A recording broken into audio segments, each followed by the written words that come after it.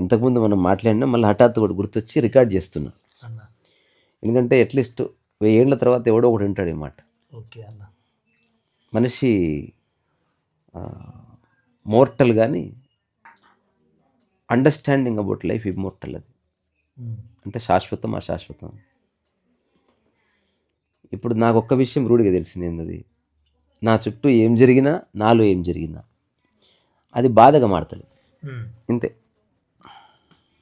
ఈ ఒక్క విషయం తెలుసుకున్నాను నేను. అంటే 100% ఇప్పుడు ఎవడన్నా వచ్చి తుపాకీ పెట్టి నా కొడక నువ్వు 100% నీలో ఏం జరిగిందో చెప్పి ఫిలాసఫీ పక్కన పెట్టి అన్నాడు అనుకో, whatsoever may be the situation or the circumstances I'm living in, that is not translating into misery.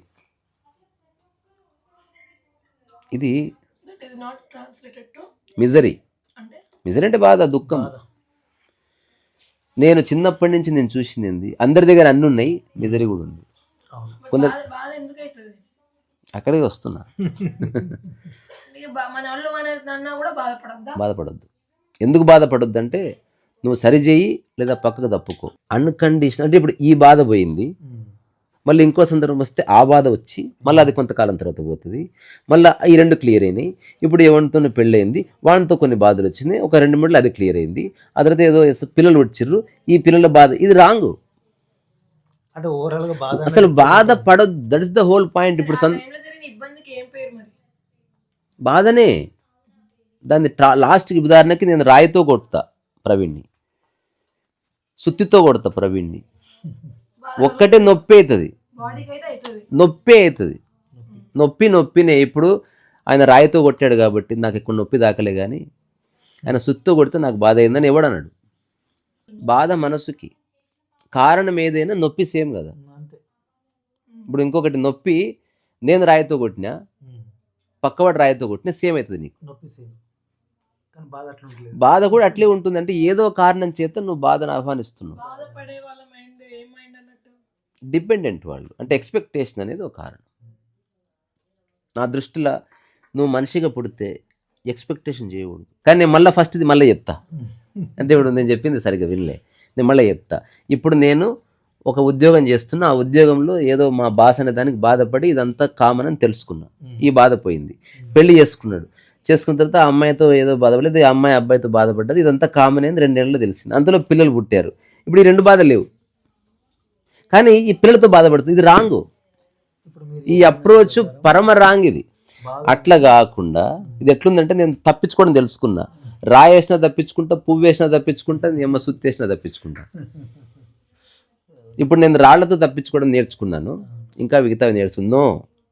ఇప్పుడు నేను డ్రైవింగ్ చేస్తున్నా, నా అడ్డు ఏదొచ్చినా తప్పిస్తా కార్ని.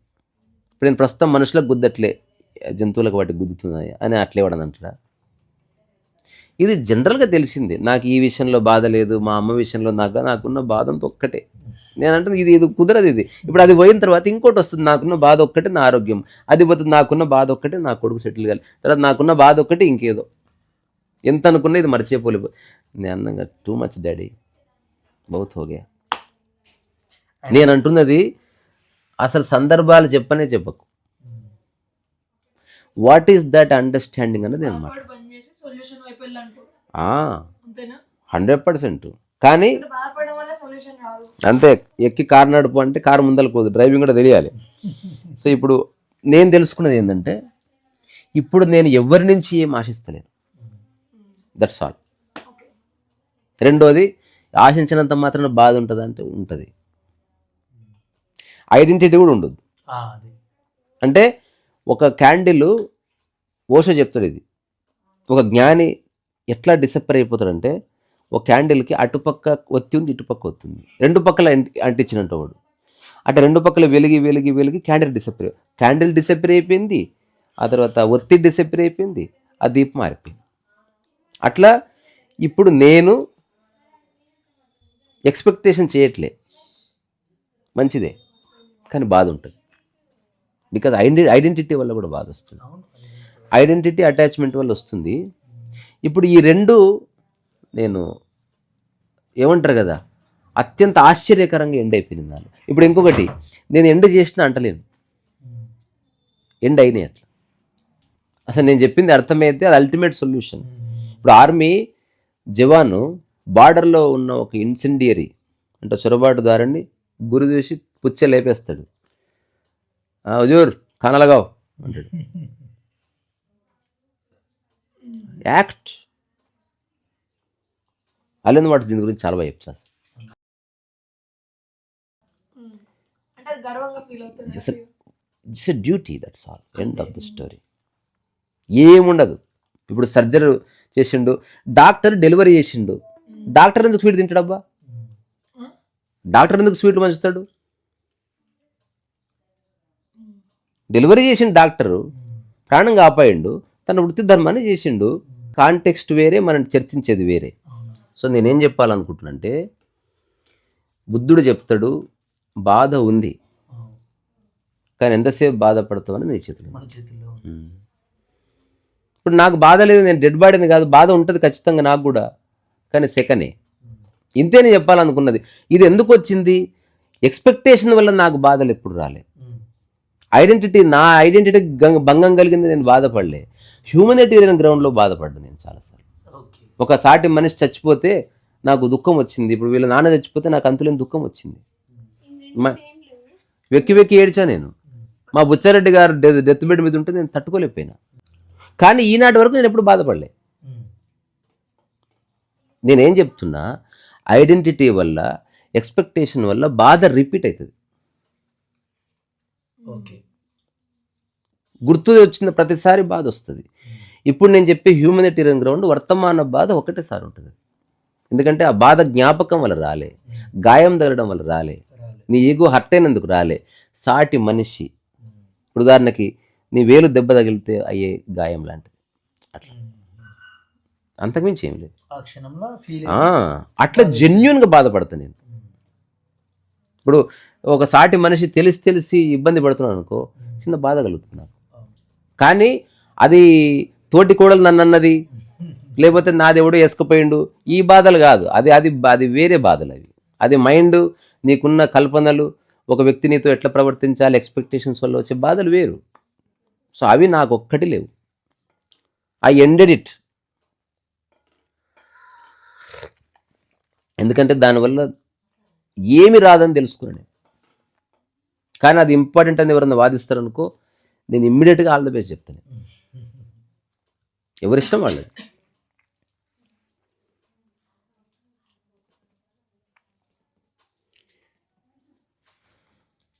సో ఇది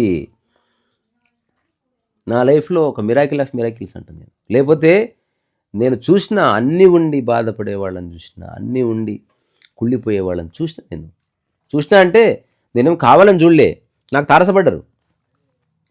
ఎట్లుంది సినిమాలో సీన్ తర్వాత సీన్ వచ్చినప్పుడు నా లైఫ్లో వచ్చారు కొందరు, నేను చూశాను, నేను మేల్కొన్న దాని నుంచి. ఇది లైఫ్ అంటే ఇది సహజం అన్నారు. నా జీవితంలో నచ్చలేదు. నాకు ఇళ్ళని నాకు కొట్లాడుకుంటారు, మనుషులను నాకు మనస్పర్ధలు ఉంటాయి. అసలు అట్లాంటి వాళ్ళంటే నాకు ఇష్టం ఉండదు. ప్రపంచంలో ఉన్నాయి కదండి, నాకొద్దు అవి. నేను చెప్పేది నా గురించి. ప్రపంచంలో క్యాన్సర్ ఉంది, నాకెందుకు? వాళ్ళని చెప్పింది కూడా అట్లా కామన్గా చెప్పుంటారు. మరి నాకు తెలియదు. నా కళ్ళ ముందు ఒకటి పడుతున్నది చూసి చెప్తున్నా నేను. I'm not imagine. ఇప్పుడు నేను చెప్పే దాంట్లో ఇమాజినేషన్ ఏమీ లేదు. ఒక వ్యక్తి ఎవరో అన్న ఒక మాటని బాధపడుతున్నాడు అనుకో, సొల్యూషన్ వైపు అడిగేయకుండా బాధగా ఎందుకు మారిందనేది నా క్వశ్చన్. నొప్పి వేరబ్బా. ఇప్పుడు నేను ఎందుకు గుద్దిన, అది చెప్పే ప్రయత్నం చేస్తే తీసుకోవట్లేదు మనుషులు అంటున్నా. అట్లా ఇప్పుడు డాక్టర్ ఒక అడ్వైజ్ ఇచ్చాడు అనుకో, వంకాయ తింటే దురద పెడుతుంది, తినకంటే అయినా తింటున్నారు. పోయి ఏం చేస్తాడు డాక్టర్ మాత్రం. సో నాకు ఒక ట్రెమండస్ జాలి ఉంటుంది. అంటే ఒక హ్యూమన్కి అంతకంటే నేనేం చేయలేను. సహాయం చేస్తా, డబ్బు కానీ సమయాన్ని కానీ ఇస్తా. సో జస్ట్ మానవతా దృక్పథమే అంతే, అంతకు మించి నిజంగా డబ్బు ఉన్న వాళ్ళకి ఏం కావాలబ్బా? వాళ్ళకి ఓన్లీ సెల్ఫ్ రియలైజేషన్ ఒక్కటే కావాలి.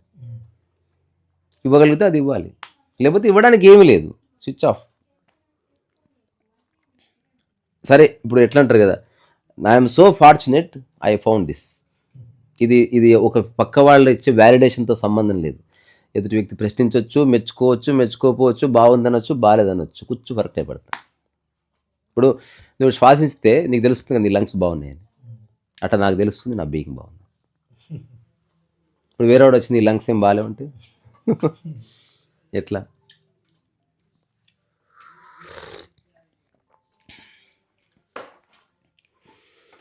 సో ఈ విషయం అయితే తెలుసుకోబడ్డది. నేను తెలుసుకుని అనట్లే, తెలుసుకోబడ్డది.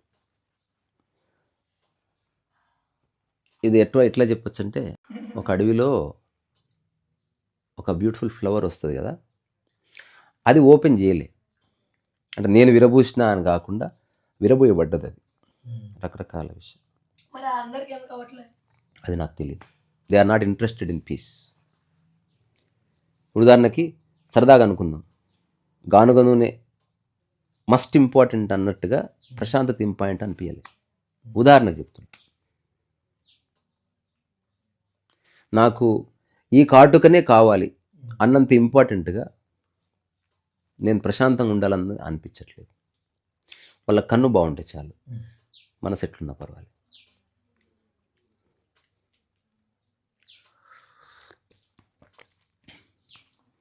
ఒక హార్ట్ పేషెంటు హార్ట్ అటాక్ వచ్చినప్పుడు ఒక తదేకమైన తీక్షణతతో వెళ్తాడు హాస్పిటల్కి. ఆ టైంలో నెట్ఫ్లిక్స్లో చూసిన బాబాయ్ సినిమాని ఓడేవారు అడగడు, అడిగితే పక్కోళ్ళు తిడతారు.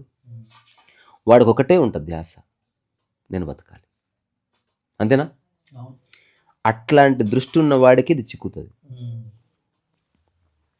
నేను అట్లా అన్నిటిని రిజెక్ట్ చేసింది. నేను ఎవడెవడైతే మనసన్నాక మనశ్శాంతి ఉండదు, ఇల్లన్నాక మనస్పర్ధలు ఉంటాయి, మనుషులన్నాక కొట్లాడుకుంటారు, అట్లాంటి మహానుభావులందరినీ వదిలేసిన నేను. అందుకే నాకు ఫ్రెండ్స్ లేరు. ఇప్పుడు ఇక్కడికి వచ్చిన ఎవరు లేరు నాకు.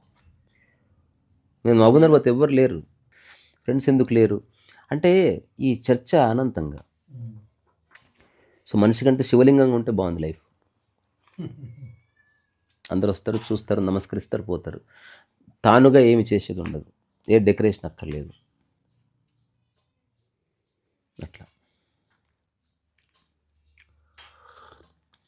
అట్లా వచ్చే వాళ్ళందరూ ఎక్స్పెక్టేషన్తోనే వస్తున్నారు. ఎవరు ఎట్లానన్నా రాని, సత్యం చెప్పి పంపి. ఎవరు ఎలాగైనా వస్తారు, ఎందుకు రారు? కానీ ఒక్కటైతే చెప్పగలను, డాక్టర్ దగ్గరికి వెళ్ళే అందరూ ఆరోగ్యం కోసమే వెళ్తారు. నాకు తెలిసి బంగారం కోసమైతే పోరు. నా దగ్గరకు వచ్చేవాడు ఎట్లా వస్తాడని కాదు. డాక్టర్ దగ్గరికి వెళ్ళి నాకు వంకాయల కోసం పోతున్నా అంటే ఇంక వాడిని ఏం చేయలేము. నా దగ్గరికి ఎవరన్నా వస్తున్నారంటే వాళ్ళు ఖచ్చితంగా ఏది ఏమైనా ఇంపాక్ట్ లేని ఒకనొక మానసిక స్థితి నాకు కావాలి అని కోరుకున్న వాడికి నా మాటలు ఉపయోగపడతాయి. నాకు షేర్ మార్కెట్లో ఎట్లా బిజినెస్ చేయాలి నా మాటలు ఉపయోగపడవు. అందంగా ఎలా అవ్వాలి నా మాటలు ఉపయోగపడవు. సమాజంలో ఒక రెస్పెక్టబుల్ పర్సన్ అవ్వాలంటే నేనేం చేయాలి నా మాటలు ఉపయోగపడవు. కానీ any situation you are in, ఆ అన్నిటి మధ్యన నేను ఒక సమస్థితిలో ఎట్లా ఉండాలి నా మాట ఉపయోగపడుతుంది.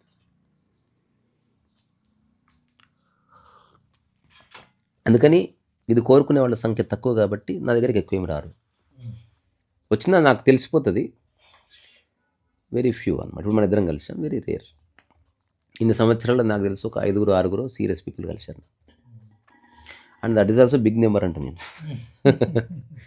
అట్లా ఐఎమ్ సో ఫార్చునేట్.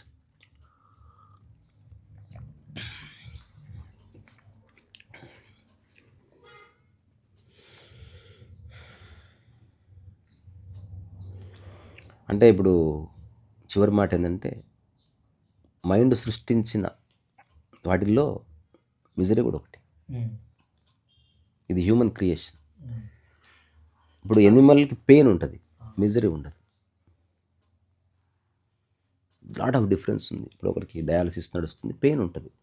మిజరీ అంటే ఏంటో తెలుసా? తలుచుకొని మాట్లాడి దాన్ని ఏమన్నా రకరకాల డ్రామాలు.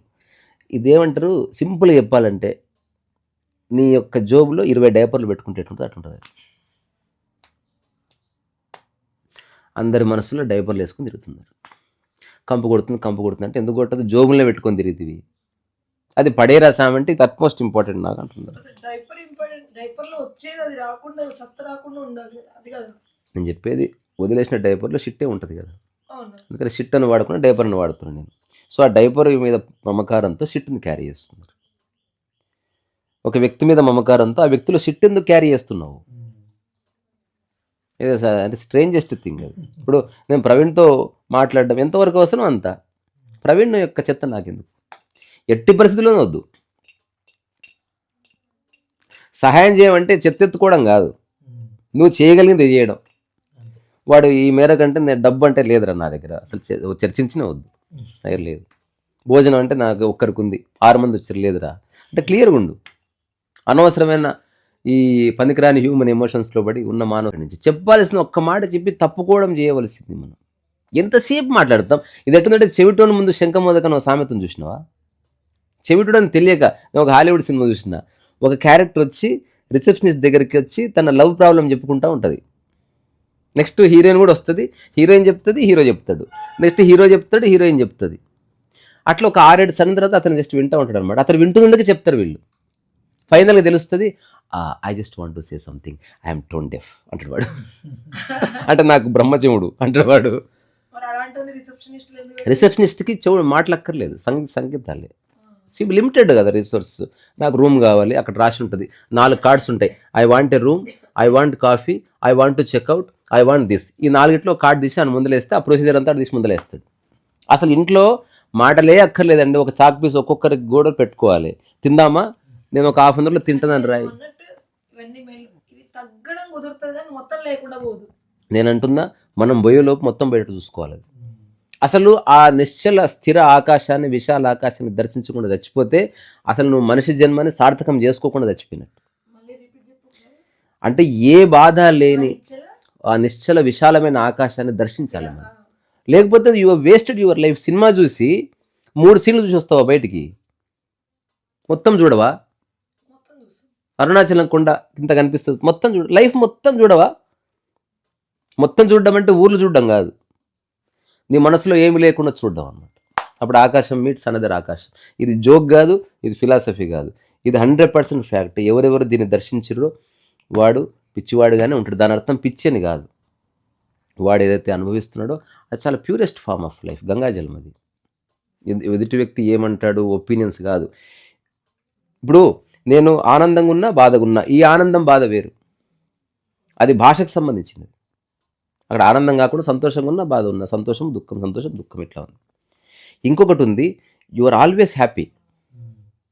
అది నీ నేచర్ అనమాట. ఇప్పుడు ఎట్టుందంటే చింత చెట్టు ఆల్వేస్ పులుపు ఉంటుంది, నిమ్మ చెట్టు ఆల్వేస్ పుల్లగా ఉంటుంది. అట్లా నువ్వు ఆల్వేస్ హ్యాపీ ఉంటేనే ఆ ఆనందం, అక్కడ ఆనందం అనే పదం వాడాలి. లేదా సహజ ఆనందం, లేదా నీ యొక్క సహజాతపూర్వకమైన ఆనందం అనేది ఉంది. అది కనుక వచ్చి ఒక 5-6 ఏళ్ళు కనుక ఎప్పుడు బ్రేక్ అవ్వకపోతే అప్పుడు నువ్వు ఎట్లా మాట్లాడతావు అనేది చూడు. అంటే ఆ వ్యక్తి ఎట్లా మాట్లాడతారు తెలుసా? ఆకాశం మాట్లాడినట్టే ఉంటుంది అది. అది you cannot just say like that, నాకు నచ్చింది నచ్చలేదు కాదు. ఆ ప్యూరెస్ట్ ఫామ్లో ఒక బ్యూటీ ఉంది. ఇప్పుడు ఊర్లో అందరికీ ముడ్లకు పుళ్ళైన చెప్పి మనం అదే లైఫ్ అనుకోకూడదు. ఏ మచ్చలేని శరీరం కూడా ఉంది. ఇప్పుడు ఒక ఊర్లో అందరికీ కృత్య శరీరాలు ఉంది, అందరు అట్లా ఉంటారని కాదు భయ్. మనం అట్లా పాడైనాం. అది ఎప్పుడు రియలైజ్ చేస్తాం, ఎంతకైనా జస్టిఫై చేసుకుంటాం. జస్టిఫై చేసే వాళ్ళతో నా దగ్గర ఏం ఆర్గ్యుమెంట్ లేదు.